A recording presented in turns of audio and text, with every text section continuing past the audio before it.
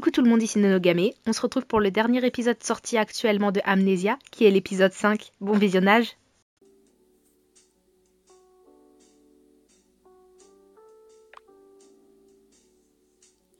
Oui, le temps s'est arrêté dès qu'il m'a regardé. Ses yeux ne mentaient pas.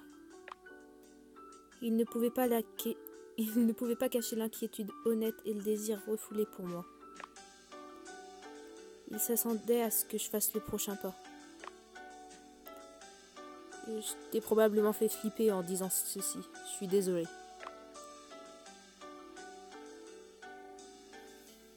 Je fais la route avec Baptiste. Je ne vais pas me gêner. Je n'ai pas pu résister à la tentation. Je me suis approchée de lui alors qu'il était assis complètement paralysé par la peur et le suspense. Il s'est penché vers moi et a mis son front contre le mien et a fermé les yeux. L'instant d'après, nos lèvres se sont doucement touchées. Je voulais m'éloigner, je voulais vraiment, mais mes sentiments étaient complètement enflammés et je ne pouvais plus penser clairement. Je l'ai entendu prononcer mon nom en touchant doucement le visage avec sa paume. Ce qui m'a lentement ramené à la réalité. Tiché, dis quelque chose s'il te plaît. Baptiste, je pense que tout ce que je dirai maintenant sera inutile. Je ne peux pas. Ne pense pas que j'attende à ce que tu ressentes la même chose pour moi. C'est pas possible, je sais. Pas avant d'avoir découvert la vérité sur toi-même. Je ne découvrirai peut-être jamais la réalité sur moi-même. Je vais t'aider, Tiché. Comment ? Dès que Baptiste a commencé à parler de son plan, Eric a fait éruption dans le bureau sans frapper et a commencé à crier. Baptiste, Tiché ! Qu'est-ce qui se passe ici ? Et que caches-tu ?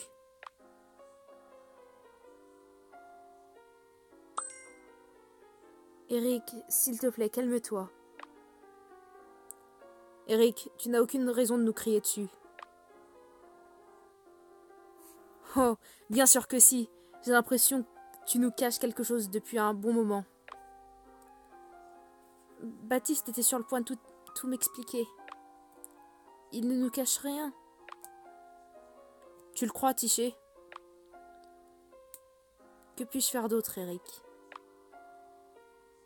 Eh bien, Tiché, on dirait que je ne suis pas à avoir le... Eh bien, Tiché, on dirait que je ne suis pas le seul à avoir peur de te perdre.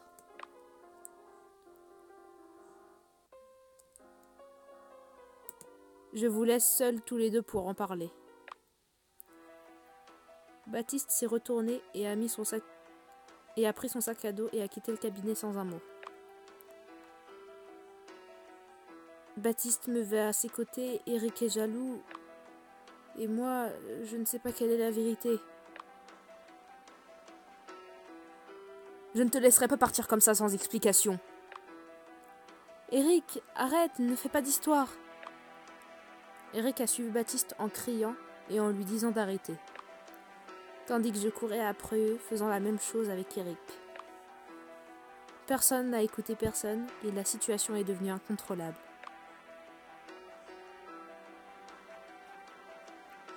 Baptiste traversait la place en courant et ne regardait pas en arrière.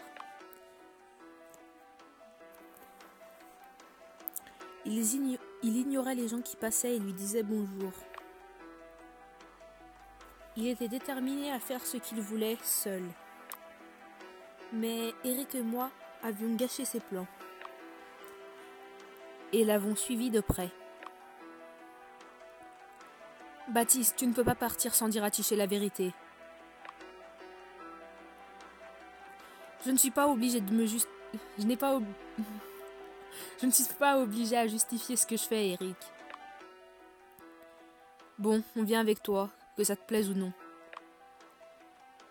Eric, Comment ça, on va avec lui? Puis Baptiste s'est arrêté et s'est tourné vers nous. On pouvait voir la rage dans ses yeux pendant qu'il serrait les poings.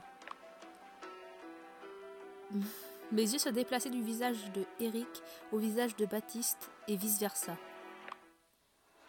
Les gars, qu'est-ce que vous attendez de moi? On veut la vérité, c'est tout.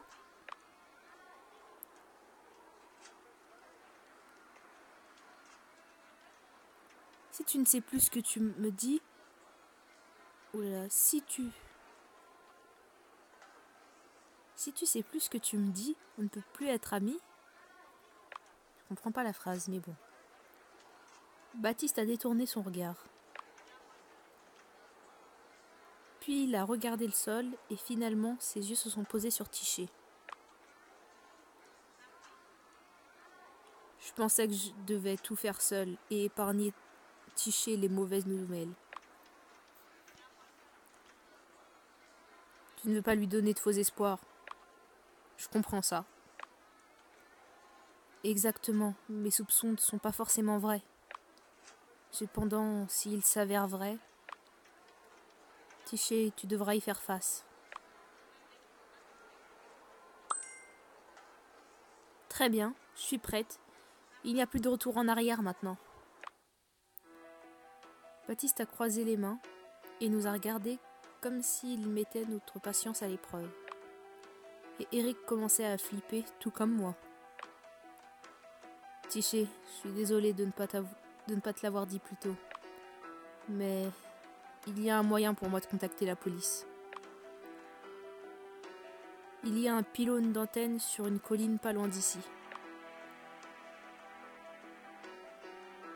Tu sais que l'antenne ne fonctionne pas pendant un temps pareil. Et que ça n'a jamais bien fonctionné. Attends un instant, tu étais au courant et tu ne le dis que maintenant? J'en suis désolée, Tiché. Je ne m'attends plus à quoi que ce soit. En tout cas, pas de vous deux. Et voilà, tu vois les conséquences, Baptiste? C'est de ta faute autant que la mienne. En ce qui me concerne, au moins, j'ai essayé d'aider.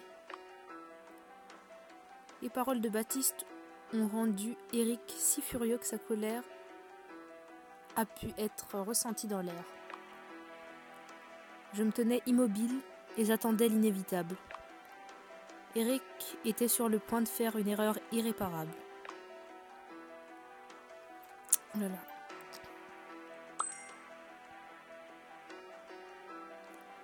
Je ne peux pas laisser ce malentendu se transformer en une bagarre. Hé, vous deux! N'oubliez pas où vous êtes. À ce moment-là, ils m'ont regardé tous les deux, puis ils ont regardé les gens qui se trouvaient là et qui regardaient ce qui se passait. Et maintenant quoi? Maintenant, on va faire la seule chose logique. On ira au pylône d'attente ensemble. Au pylône d'antenne ensemble. Tiché, c'est trop dangereux. Bien au contraire. Je pense qu'il serait plus prudent que je sois près de vous. Pour que vous ne vous poussiez pas dans l'abîme. Je ne peux pas dire quel est tort. Une chose est sûre, je ne laisserai pas Tiché y aller seul avec toi.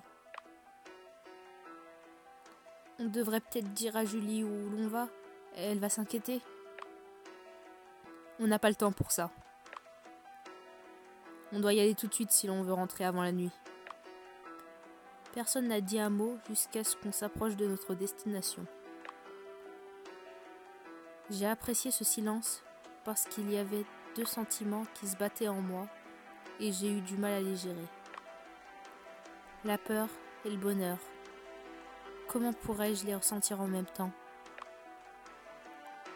Avec le temps, j'ai pris conscience que tout était possible. Mais ce à quoi j'aurais dû penser, combien de temps il me restait? Pendant ce temps-là,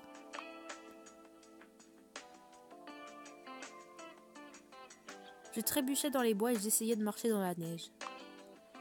Tandis que Julie travaillait dur dans sa pâtisserie et attendait Eric. Tout est prêt, mais Eric n'est pas encore arrivé.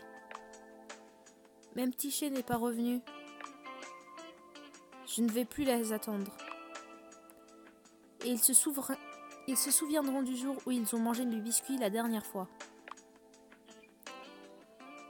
Alex, qui est un garçon indépendant et remuant, courait à travers la place depuis un certain temps et s'amusait sans se soucier du froid. Quand il s'est lassé de jouer, il est entré dans la pâtisserie de Julie avec les joues rouges à cause du froid. « Julie, Julie !»« Oui, Alex, je suis ici. »« Que s'est-il passé ?»« Rien, je voulais juste te dire que je suis là. »« Assis-toi et réchauffe-toi. Je t'apporterai du lait chaud. »« Super ! Il fait vraiment froid, je ne veux plus jouer dehors. » « Tu as dit à quelqu'un que tu étais là ? » ?»« Il n'y a personne à qui le dire. » »« Qu'est-ce que tu veux dire ? Tu as vu Eric ou peut-être Tiché ? » ?»« Je les ai vus, ils criaient à Baptiste. Et puis, Et puis je suis partie faire de la luge. » Quoi ? T'es sûr ? De quoi parlait-il ? Je ne les comprenais pas. Ils ont dû essayer de dissuader Baptiste d'aller dans les bois par un temps pareil. Julie était jeune, mais elle n'était pas naïve. Bien qu'elle n'ait pas pu obtenir toutes les informations d'Alex, elle pouvait supposer où l'on est allé. Elle a fermé la pâtisserie et a amené Alex avec elle. Cette nuit-là, Julie n'a pas pu dormir. Quant à moi, la nuit ne m'a pas donné de réponse. Mais de nouveaux soupçons à la place. C'était pénible de marcher dans les bois et de me souvenir de la peur que je ressentais. Ce matin affreux, quand je me suis réveillée ici, gelée et seule, j'ai essayé de ne pas y penser et de me concentrer sur notre objectif, atteindre l'antenne. Mes pas devenaient de plus en plus incertains à chaque nouvelle ascension. Et je prenais encore plus de retard. Pourquoi est-ce que je fais ça ? J'aurais pu m'asseoir confortablement et boire du thé près de la cheminée en ce moment même. Tiché, tu as la traîne. Tu as besoin d'aide ?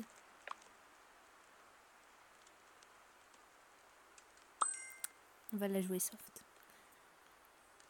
Non merci, je n'ai pas besoin d'aide. Merci, mais tu n'as pas à t'inquiéter. Bien sûr que je m'inquiète pour toi. Je ne veux pas que tu sois blessé. Alors qu'il s'approchait de moi, j'ai senti mon cœur battre la chamade à nouveau. Je n'avais plus froid et je n'étais plus fatiguée. J'avais juste besoin de le toucher. J'ai pris une grande respiration et je me suis forcée à me débarrasser de ces pensées. Et à me concentrer sur ce qui se passait devant nous. L'antenne est loin d'ici ? Pas trop. Le seul problème est l'ascension, mais ne t'inquiète pas, je suis là pour toi. Tu n'aurais pas dû venir. Je ne fais que vous ralentir. Ne dis pas ça. Je suis heureux de passer plus de temps avec toi, même dans ces conditions.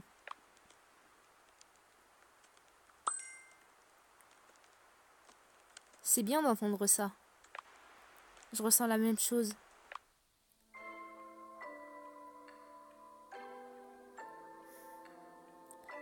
Je veux passer chaque minute avec toi, parce que je sais que si l'on trouve le signal sur ce portable, il y a de grandes chances que je ne te revoie plus jamais. Ces paroles me semblent comme un couteau dans le cœur, surtout parce qu'elles étaient vraies. Ce n'est qu'alors que j'ai compris l'importance de notre petite quête. Ce n'était pas difficile de lui dire d'arrêter et de me ramener. C'est ce que je voulais faire. Je voulais oublier qui j'étais et profiter de ma nouvelle vie. Cependant, pendant que je cherchais le courage de dire ce que je voulais, on avait déjà atteint notre destination. C'était trop tard.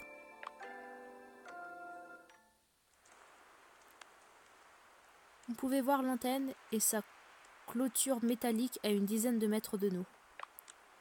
Baptiste s'est approché de la clôture en premier et nous a fait signe de rester où nous étions. Ne vous approchez pas de la clôture. Je dois vérifier si c'est pas dangereux. Docteur, je ne savais pas que tu étais un expert dans ce domaine aussi. Ce n'est pas drôle, Eric. Je surveillais attentivement Baptiste et ses moindres gestes. Eric ne lui faisait pas confiance et c'est pourquoi j'ai douté de lui aussi. J'étais à l'écart contre un arbre car j'étais déjà trop fatigué. Voyant cela, Eric s'est immédiatement joint à moi.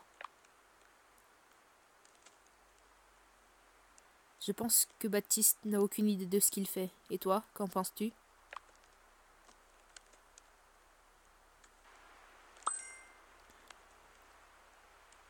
Pourquoi Baptiste viendrait-il ici s'il ne savait pas quoi faire ?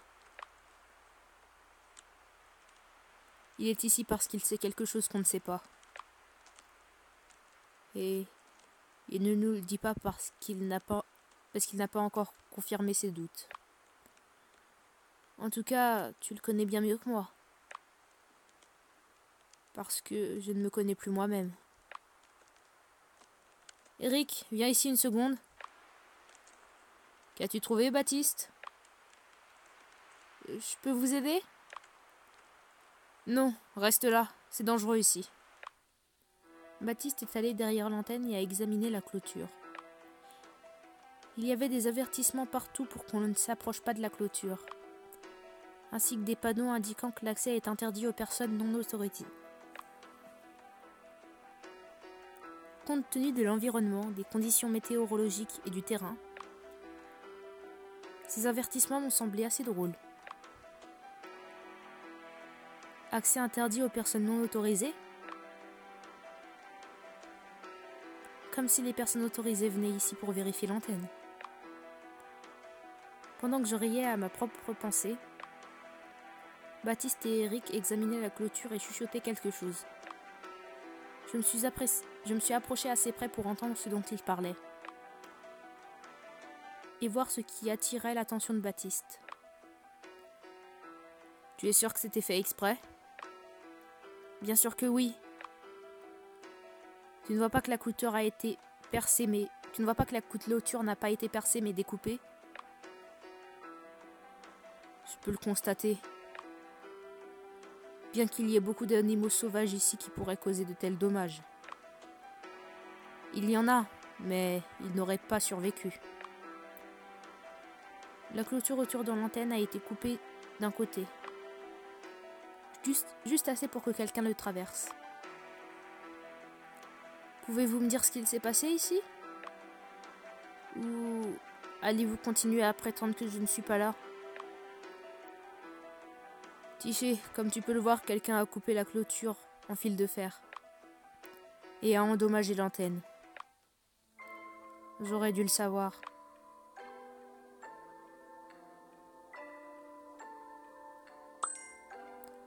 Baptiste, Eric et moi pensons qu'il y a quelque chose que tu nous caches. Je ne dirai rien tant que je ne dirai rien tant que je n'en suis pas sûre. Maintenant, il est évident que quelqu'un nous sabote.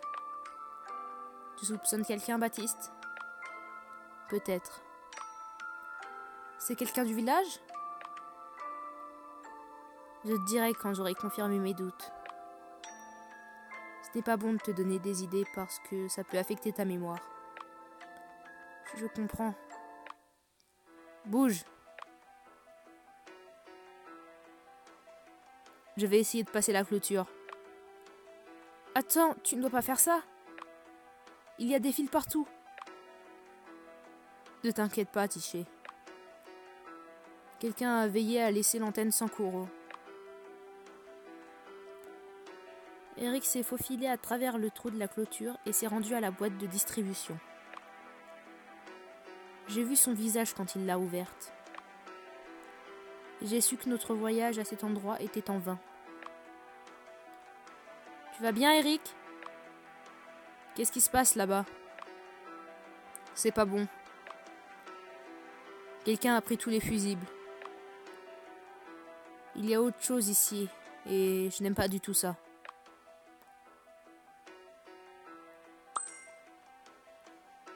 Qu'est-ce que tu as vu ? Montre-nous. Je ne sais pas si je dois te montrer. Quoi ? Je ne comprends pas. Eric était toujours debout et regardait tranquillement dans la boîte de distribution ouverte. Puis, il s'est penché vers l'intérieur de la pochette où il y a trouvé une note. « Eric ? » J'y vais pour voir ce qu'il a trouvé. Puis Eric s'est enfin approché de nous et nous a montré le mot. On pouvait voir les lettres en rouge sur ce bout de papier écrites avec colère ou à la hâte. Ma chère Tiché, tout ce que tu avais est à moi maintenant. Ne tente rien, je te préviens. J'ai senti la peur couler dans mon sang et envahir tout mon corps.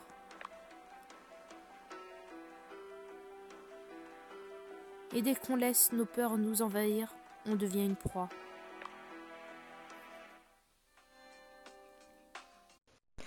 Voilà, c'était l'épisode 5 de Amnésia et donc le dernier sorti en date. Je vous dis donc à très bientôt quand l'épisode 6 sera sorti. Bye bye!